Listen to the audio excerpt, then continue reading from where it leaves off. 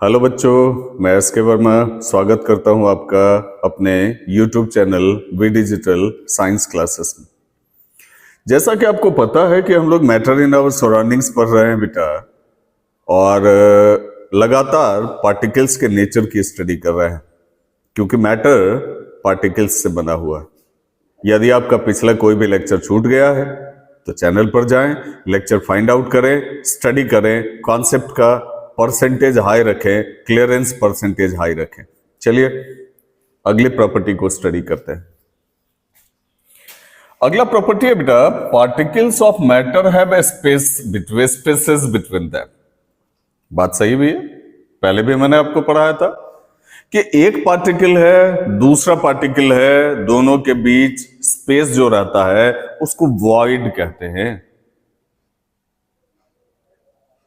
कम भी रह सकता है स्पेस, ज्यादा भी रह सकता है स्पेस, डिपेंड करेगा कि वहां फोर्स ऑफ कोहेशन कितना काम कर रहा है। अगर अट्रैक्शन फोर्स ज्यादा काम कर रहा है, जैसे सॉलिड में आईपीएफ हाई है तो आईपीजी लो है, वॉइड लो है। और फोर्स जैसे जैसे कम होता जाएगा, गैप्स बढ़ते चले जाते हैं बेटा, है ना। इनवर्सली प्रोपोर्शनल होता है, एक को बढ़ाते हो तो दूसरा घटता चला जाता है। अब कहोगे ये क्या बोल गए सर, इस पर फिजिक्स में बात करेंगे कि डायरेक्ट प्रोपोर्शनैलिटी क्या है, इनवर्स प्रोपोर्शनैलिटी क्या है। ठीक है, अभी फिलहाल जो पढ़ रहे हो उसको देखते हैं। ये तो डेफिनेशन लिखा हुआ है, पिछले भी लेक्चर में हमने समझा दिया था आपको। The gap between the particles of matter is called interparticular gap or void, या आप यहां जोड़ सकते हैं adjacent particles of matter is called interparticular gap or void. ठीक है, और गैप की अगर बात करें तो सबसे ज्यादा गैप किस में दिख रहा है आपको, जल्दी बताओ, जल्दी जल्दी बताओ। सॉलिड में बोलोगे नहीं सर, लिक्विड में नहीं सर, गैस में यस सर। सबसे ज्यादा गैप हमको गैस में दिखता है, उससे कम लिक्विड में दिखता है, और सबसे कम गैप सॉलिड में दिखता है। ठीक है, चलिए एक एक्सपेरिमेंट करते हैं, एनसीईआरटी एक्सपेरिमेंट समझते हैं। एनसीईआरटी कह रहा है कि टेक 2 ग्लासेस या बीकर्स फिल्ड विथ वाटर। अब कहोगे सर ये बीकर क्या होता है, ग्लास शेप का ही होता है बेटा। ठीक है, थोड़ा सा अलग होता है, कंस्ट्रक्शन थोड़ा सा अलग होता है, ट्रांसपेरेंट ही होता है, प्लास्टिक का भी लिया जा सकता है, कोई बहुत बड़ी बात नहीं। तो अब ग्लास ही ले लो ना, टेक 2 ग्लासेस या बीकर्स फिल्ड विथ वाटर, दोनों में पानी भर लो। बीकर ले लिए, पानी भी भर लिए, चलो अच्छी बात है। Put a drop of blue और रेड इंक, उसमें या तो ब्लू इंक डालिए या रेड इंक डालिए। ठीक है, slowly and carefully along the sides of the first beaker and honey in the same way in the second beaker. अब सावधानी से क्या करना है, पानी तो भर लिया था, बीकर ले लिया, पानी भर लिया, ये सब कर लिया। आप बोलोगे यस सर, एक में इंक डाल दो। ठीक है, कहोगे सर इंक तो नहीं है घर में, अरे उजाला है, वही डाल दो, कुछ भी डाल दो बेटा, कोई डाई डाल दो उसमें। ठीक है, तो इंक ले लो, आप रेड इंक ले लो, कुछ भी ले लो। ले लिया, एक में आपने इंक डाल दिया और दूसरे में आपने हनी डाल देना है। कहोगे हाँ सर ये तो मेरे घर में है, मेरे किचन में मम्मी ने रखा हुआ है। ठीक है, वो डाल दो, डाल दिए। आगे देखते हैं, leave them undisturbed in your house or in a corner of the class. अब अगर क्लास में हो तो क्लास में उसको रख के छोड़ दो, घर में हो तो घर में उसको रख के छोड़ दो, दोनों कंटेनर को एक ही जगह। और कुछ देर के बाद से उसका ऑब्जर्वेशन आप देखना शुरू करो। ये तो तुरंत अपना ऑब्जर्वेशन शो करेगा, इंक वाला तुरंत डिफ्यूजन करना शुरू कर देगा। ठीक है, और हनी की विस्कोसिटी बहुत ज्यादा होती है, गाढ़ापन उसमें बहुत ज्यादा होता है, इसीलिए वो इतना जल्दी डिफ्यूज करना, इतना जल्दी डिसॉल्व करना शुरू नहीं करेगा। ठीक है, देखिएगा, What do you observe immediately after adding the ink drop? वही मैं बता रहा था आपको कि इंक ड्रॉप जैसे ही डाला आपने देखा कि तुरंत उसमें डिफ्यूजन होना शुरू हो गया। ठीक है, और what do you observe immediately after adding a drop of honey? और हनी जब आपने डाला, ठीक है, तब आप क्या ऑब्जर्व करते हो? तो ऑब्जर्वेशन तो मैंने बता ही दिया आपको, ठीक है। अब ऐसा ऑब्जर्वेशन आप क्यों करते हो? सोचो सोचो सोचो जरा सा कि ऐसा क्यों हो जाता है। क्योंकि इंक के पार्टिकल्स ज्यादा फ्री होते हैं, तेजी से घुल जाते हैं। हनी के पार्टिकल्स कम फ्री होते हैं, डिजॉल्व होने में समय लगता है, या फिर स्टर करना पड़ता है, तब जाके डिजॉल्व होता है, घुलाना पड़ता है। ग्लास रॉड से घुला, चम्मच से घुला लो ना। कहोगे ग्लास रॉड कहां से लाएंगे सर? चम्मच ले लो ना, घर में है, उसी से घुला लो तो घुल जाएगा, ठीक है। अब देखते हैं हाउ मेनी आवर्स और days does it take for the colour of ink to spread evenly throughout the water. अब कहोगे इंक तो सर तुरंत घुल जाता है, उसमें कोई परेशानी नहीं होती है, हनी को छोड़ देंगे तो धीरे धीरे घुलेगा। क्योंकि आपने एक कैरेक्टर पढ़ा कि particles of matter are constantly moving. Matter के पार्टिकल्स लगातार मूव करते रहते हैं, कहीं हाई काइनेटिक एनर्जी से, कहीं लो काइनेटिक एनर्जी से, कहीं हाई वेलोसिटी से, कहीं लो वेलोसिटी से। तो हाई वेलोसिटी से अगर मूव कर रहा है, पार्टिकल ज्यादा फ्री है, जल्दी घुल जाएगा, ठीक है। और लो वेलोसिटी से मूव करेगा, धीरे धीरे घुलेगा, समय लगेगा उसमें, ठीक है। तो आपका ये एक्सपेरिमेंट जो बता रहा था कि पार्टिकल्स के बीच में स्पेस होता है, स्पेस अगर नहीं है तो इंक उसमें घुल कैसे गया, एडजस्ट कैसे कर गया।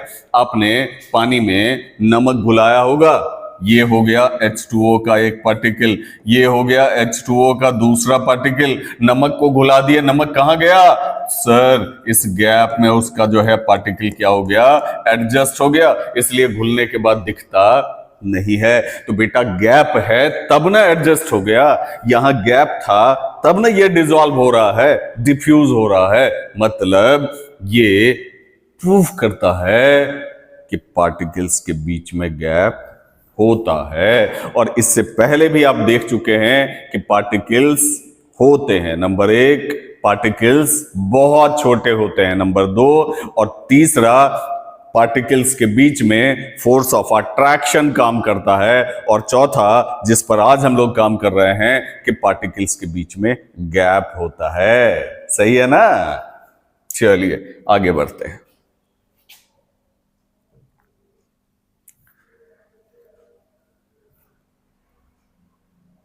अब देखो बेटा, आपने तो देखा कि पार्टिकल्स होते हैं और पार्टिकल्स मूव भी करते हैं, ठीक है। तो कैसे? तो एक साइंटिस्ट थे रॉबर्ट ब्राउन, उन्होंने पार्टिकल के मूवमेंट की स्टडी की और कहा कि पार्टिकल, आप जब इंक डाले थे अभी, याद होगा आपको, तो पार्टिकल रैंडमली मूव किया था, रैंडमली डिसॉल्व किया था। ऐसा नहीं कि एक लाइन में डिसॉल्व होते हैं, फिर दूसरे लाइन में होंगे, फिर तीसरे लाइन में होंगे, ऐसा नहीं है, रैंडमली मूव कर रहा था बेटा। और ये जो रैंडम मूवमेंट है ना पार्टिकल्स का, कभी इधर कभी इधर, कभी इधर कभी इधर, कभी इधर कभी इधर कभी उधर, ये जो जिगजैग ग्राफ बना है, ये जो जिगजैग मूवमेंट पार्टिकल्स शो कर रहा है, इस जिगजैग मूवमेंट को बेटा कौन सा मोशन कहा ब्राउन ने? Brownian motion. मतलब पार्टिकल्स ब्राउनियन मोशन दिखाता है ना बेटा। और डेफिनेशन जैसा कि लिखा हुआ है, zigzag movement of particles of matter is called Brownian motion.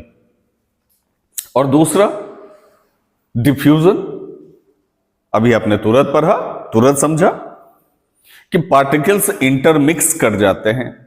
क्यों भाई? उसके बीच में गैप होता है और पार्टिकल्स गैप के कारण, मूवमेंट के कारण घुल जाते हैं, इंटरमिक्स कर जाते हैं। यही क्या कहलाता है? डिफ्यूजन कहलाता है, ठीक है। Intermixing of particles of matter due to their movement from higher concentration to lower concentration is called diffusion. अब आप कहोगे सर ये हायर कॉन्सेंट्रेशन और लोअर कॉन्सेंट्रेशन क्या है?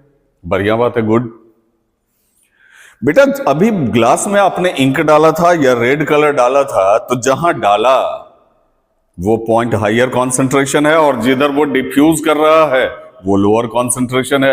आप कहोगे सर समझ में नहीं आया, चलो बढ़िया बात है। आपके क्लास में बहुत सारे बच्चे बैठे हुए होंगे, मान लीजिए उसमें से एक बच्चे ने परफ्यूम लगा लिया, तो क्या उसको बताना पड़ता अगल बगल के बच्चों को कि मैंने परफ्यूम लगाया है? आप कहोगे नो सर, खुद ही पता चल जाता है। बात भी सही है भैया। तो वो जो लड़का है जिसने परफ्यूम लगाया वो हो गया हायर कॉन्सेंट्रेशन, उसके कपड़े हो गए हायर कॉन्सेंट्रेशन, और अगल बगल का जो एयर का एरिया है वो हो गया लोअर कॉन्सेंट्रेशन। जहां से डिफ्यूजन शुरू होता है वो हायर कॉन्सेंट्रेशन होता है, और जिधर डिफ्यूज होता है वो लोअर कॉन्सेंट्रेशन होता है। और ये सिर्फ डिफ्यूजन में ही नहीं है, बहुत सारे जगहों पर लागू होता है ये। ठीक है, कोई भी चीज मूव करता, माँ अगरबत्ती जलाती है, कमरे में एक कोने में जला देती है, हम दूसरे कोने में होते हैं, सुगंध आती है कि नहीं आती? बोलो। आप कहोगे यस सर आ जाती है, बिल्कुल आती है सर, अच्छी तरह से आ जाती है। तो बेटा जहां अगरबत्ती जल रहा है वो हायर कॉन्सेंट्रेशन हो गया, आप समझ गए ना, वो हायर कॉन्सेंट्रेशन हो गया, और अगल बगल का जो एरिया है वो लोअर कॉन्सेंट्रेशन हो गया। तो जहां से ऑरिजिन है वो हायर है, जहां स्प्रेड है लोअर है। ठीक है, तो चलिए, पार्टिकल्स जो है वो ब्राउनियन मोशन भी दिखाता है, पार्टिकल्स डिफ्यूजन भी दिखाता है। और क्यों दिखाता है? क्योंकि particles of matter are constantly moving, क्योंकि मूव नहीं करता तो इंटरमिक्स नहीं करता, डिफ्यूज नहीं करता। ठीक है बेटा, अगर आपको मेरे पढ़ाने का तरीका बहुत ज्यादा पसंद आ रहा हो तो मेरे चैनल को सब्सक्राइब कर लें, वीडियो लेक्चर्स को लाइक कर लें, और बेल आइकन का बटन निश्चित प्रेस कर दें, ताकि हर नया लेक्चर जब अपलोड हो तो नोटिफिकेशन आप तक पहुंच जाए बेटा। Best of luck, have a good day.